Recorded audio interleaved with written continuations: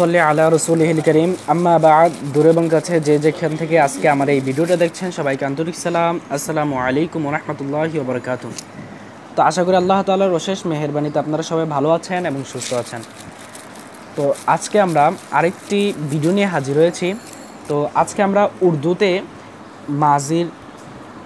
মাজি কাকে বলে, মাজির গঠন প্রণালী এবং তার কিছু প্রকার নিয়ে আলোচনা করব। তো পাঠটি শুরু করার পূর্বে আমরা কিছু দোয়া পাঠ করে নেই। সবাই আমার সাথে সাথে পড়ার চেষ্টা করবেন। সল্লু আলাল হাবিব সাল্লাল্লাহু তাআলা আলাইহি ওয়াসাল্লাম।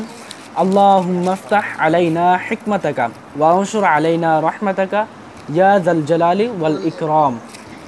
তো এখানে আমরা 9 নাম্বার পৃষ্ঠার একদম লাস্টে মাজির সংজ্ঞা দেওয়া রয়েছে, মাজির গঠন প্রণালী দেওয়া রয়েছে। তো আমরা সেটাই পড়ব। তো শুরুতে রয়েছে উর্দু মে মাজি মুতলক বানানে কা কায়দা ইয়ে হে, মানে উর্দুতে মাজি মুতলক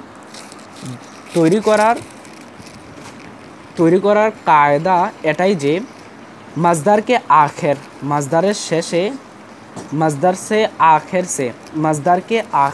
মাজদারের শেষ থেকে না গিরাকার মানে কি বিলুপ্ত করে বা বাদ দিয়ে, না বাদ দিয়ে দেখে মানে দেখো, আগার আখের মে যদি শেষের মধ্যে, মানে নাটা বিলুপ্ত করে যদি শেষের মধ্যে আলিফ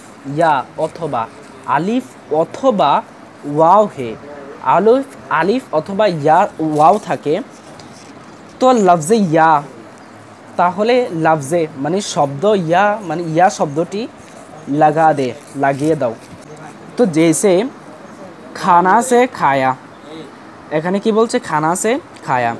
তো আমরা একটু লক্ষ্য করি পূর্বের সংজ্ঞার সাথে, এখানে বলছে যে মাজি মুতলক যদি আমরা বানাতে চাই তাহলে মাজদারের শেষে যে নুন আলিফটা থাকবে, আমরা যেহেতু মাজদারতে তৈরি করব, তো মাজদারের তো উর্দুতে সবসময় লাস্টে নুন আলিফ থাকবেই, এটা আমরা জানি, লাস্টে সবসময় নুন আলিফ থাকবে।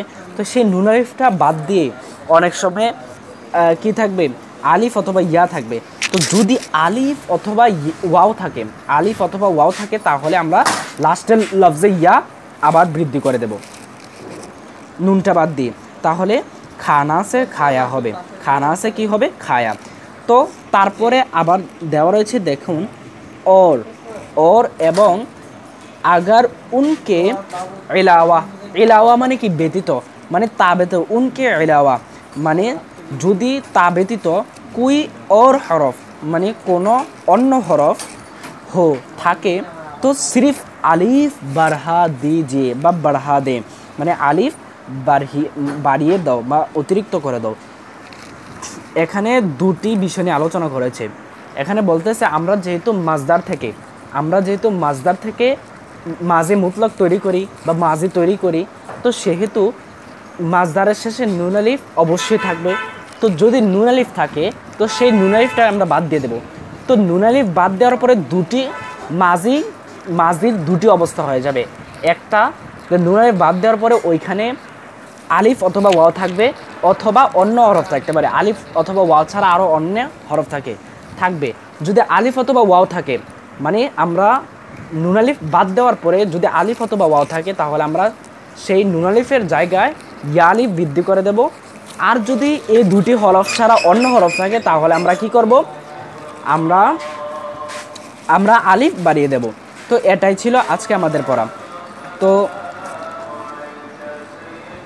তো এটার উদাহরণ হিসাবে যেমন পালনা সে পালা, এখানে দেখুন নুন আলিফ যখন আমরা বাদ দিয়ে দিয়েছি, মানে বিলুপ্ত করে দিয়েছি, তখন কিন্তু লাম থাকে। তো লামটা তো আর ওয়াও অথবা আলিফের সাথে যুক্ত হয় না, সেই কারণে আমরা পালনা সে পালা ব্যবহার করেছি।